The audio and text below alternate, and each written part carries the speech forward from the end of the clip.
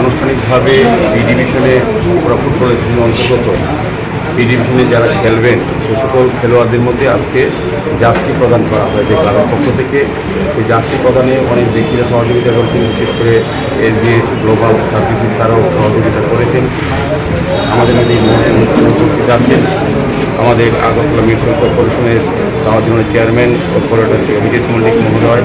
আমাদের সঙ্গে উপস্থিত আছেন আগরতলা মিউনিসিপাল কর্পোরেশনের আমার সাথী শ্রীমতী শম্পা সরকার চৌধুরী মহোদয়া। আমাদের সঙ্গে উপস্থিত আছেন ত্রিপুরা রাজ্য সরকারের মার্কেটিং চেয়ারম্যান বিশিষ্ট ক্রীড়াবিদ সঞ্জয় শাহ মহোদয়, এই ক্লাবের সম্মানীয় সভাপতি, চেয়ারম্যান, সহসভাপতিগণ, ক্লাবের সেক্রেটারি, আমার বিশেষ করে আমার প্রিয় ছোট ভাই শামু সহ যারা ক্লাবের বিভিন্ন স্তরে কর্মকর্তারা উপস্থিত আছেন এবং ক্রীড়ামোদীরা এই এলাকার সবাইকে আমি অনেক কৃতজ্ঞতা জানাই। আমার বিশ্বাস এবং প্রত্যাশা আমাদের রাজ্য সরকার হওয়ার পর খেলাধুলার ক্ষেত্রে যে উন্নয়ন হয়েছে, বিশেষ করে নতুন করে ডিএপি গঠন হওয়ার পর ফুটবলকে আরও জনপ্রিয় করার জন্য যে ব্যবস্থা সরকার এবং সংস্থা করছে তার প্রতি আপনাদের বিশ্বাস আস্থা থাকবে এবং কল্যাণ সমিতি আগামী দিন ক্রীড়া জগতে আরও বিশেষ গুরুত্বপূর্ণ স্থান গ্রহণ করবে। আজকের এই শুভ গুরুত্বপূর্ণ দিন আমার বিশ্বাস এবং ক্রীড়া জগতের মান উন্নয়নে সরকারের পাশাপাশি কল্যাণ সমিতি সবসময় সহযোগিতা করে যাচ্ছে এবং করবে।